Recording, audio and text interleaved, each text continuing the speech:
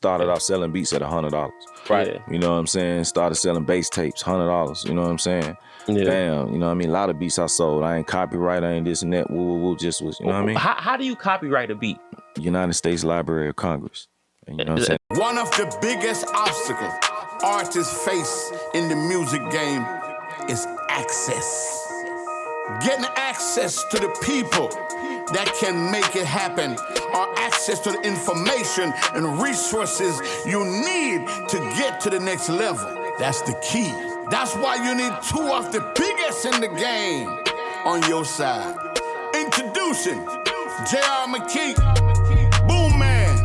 Welcome to the real industrial plug. You heard me?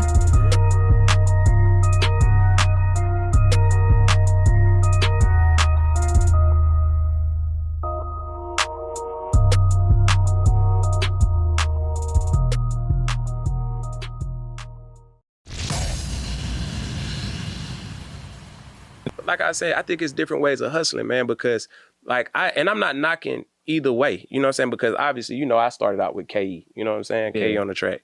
And so, you know, I think the relationship part is one thing, but I think what's going on with a lot of these producers, like I feel like a lot of creative people are not, they're introverted, you know what I'm saying? Mm-hmm. You feel me? And they don't want to have to deal with people. See, we come from a different breed, you know what I'm saying? Where the game was real different. Now people don't even want to leave their house. So they done found ways to trap it out on the internet where they're selling the same beat 1,000 times. So I like, for example, that Fujiano beat, oh boy, from overseas. You know how many people had that same Molly beat? Listen, I bought a beat yesterday. That's what I'm saying. I would never be Drumma Boy. Y'all will look at me some type of way, or I would water myself down if 1,000 different motherfuckers got the same beat. Now, if I'm doing a challenge, we about to do some things, and we about to drop some things for the people that y'all can get, because a lot of people been wanting a Drumma Boy beat, they might not be able to. So we got some exclusive different challenges coming soon for that world that I'm excited about. You know what I'm saying? As well as some producer wave sponsorships that we got for y'all. Stay tuned. Yeah. But I couldn't water myself down. No, I feel you. Like that I have the same version. And then what's crazy for me, like I've been in situations where 2 or 3 people might get the same beat. And I bump into them in LA. Like it's a problem. Like, hey, Drum, we got to but see, that's and that's different, and that's different. Because on the internet, they know they buying it. They know it's, but see, on the internet, they know they buying the same beat that somebody else that had. Right, and I couldn't. That's what I'm saying. I couldn't even feel. I wouldn't. You know, it's levels to this. So it is definitely. What you want to do. And I feel like the internet producers, you know, I hate to call them that, but let's just call them that for now. Right. The internet producers, once they get to where they need to be, they cut that side of it off. Right. You know what I mean? So it's a launching pad. Right. Exactly. You know what I mean? And that's totally understood. I started off selling beats at $100. Right. Yeah. You know what I'm saying? Started selling bass tapes, $100. You know what I'm saying? Yeah. Bam. You know what I mean? A lot of beats I sold. I ain't copyright, I ain't this and that.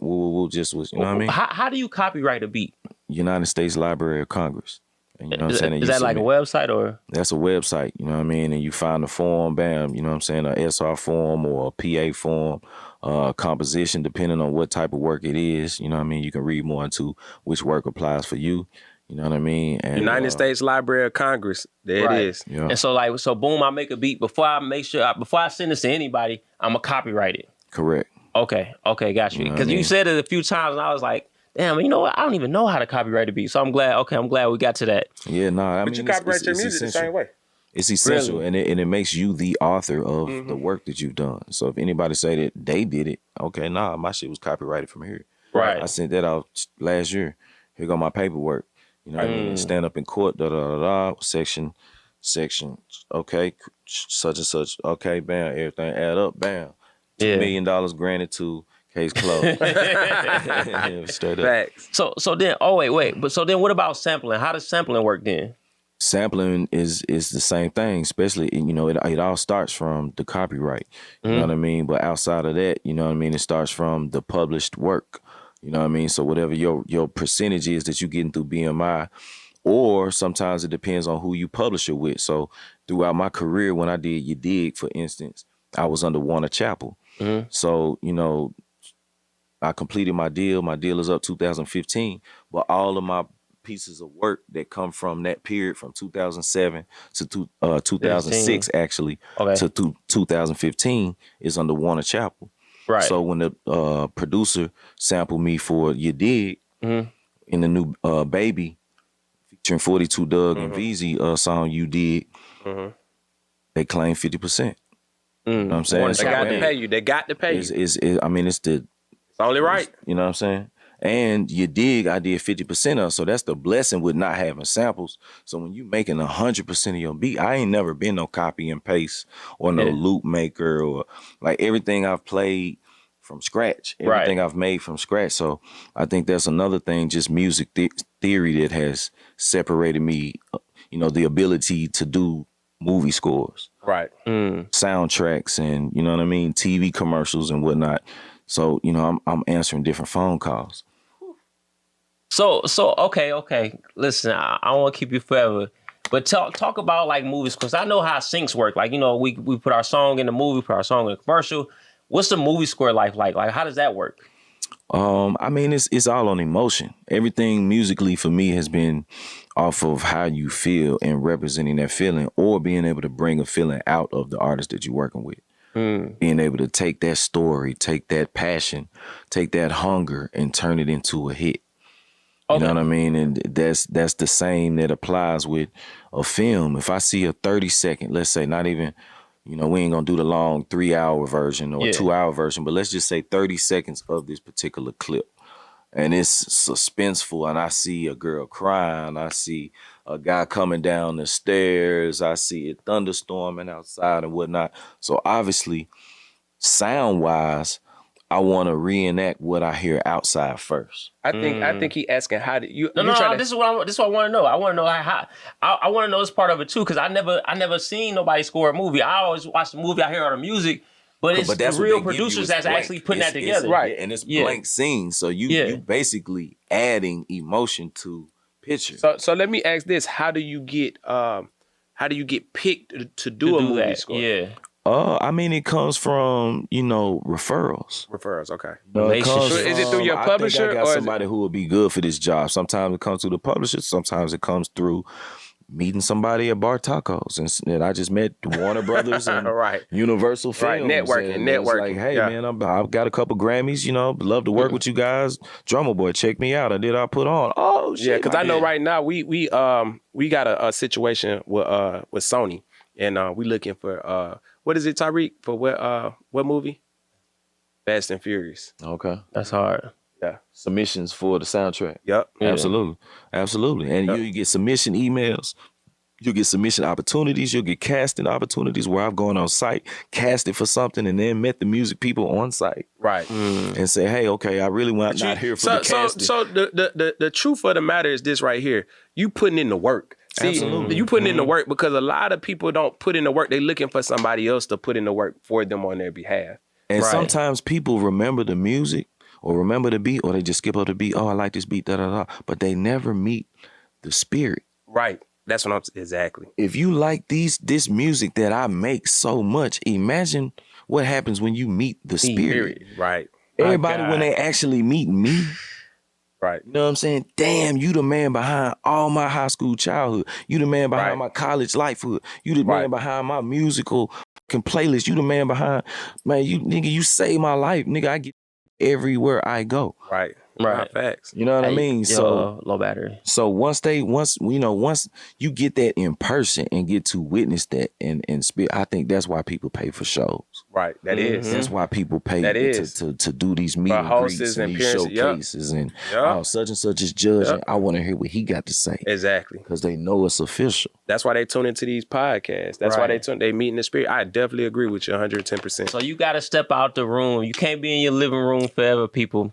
You got to step out there and let them meet the person behind the keyboard. Absolutely, man. Be felt, be heard, be seen. Absolutely. Be felt, be heard, be seen. I like that. Yeah. So back to what Boom was asking before. My bad for interrupting. Do you have anything, you want to get off your chest to the people and make sure the people are aware of for sure? Man, definitely check out the project. Welcome to My City, Volume 4 is coming soon. Drumma Boy and Friends, my album, that's coming soon. My artist, Spark Dog, he just dropped a song, Trill Ass Nigga. We also just dropped Quarantine Vibes. Big homie K-Dog go get his project Certified Youngin'. Crazy. Me and Zay Capice, we just dropped a song called Street Code. We got She Go video on the way.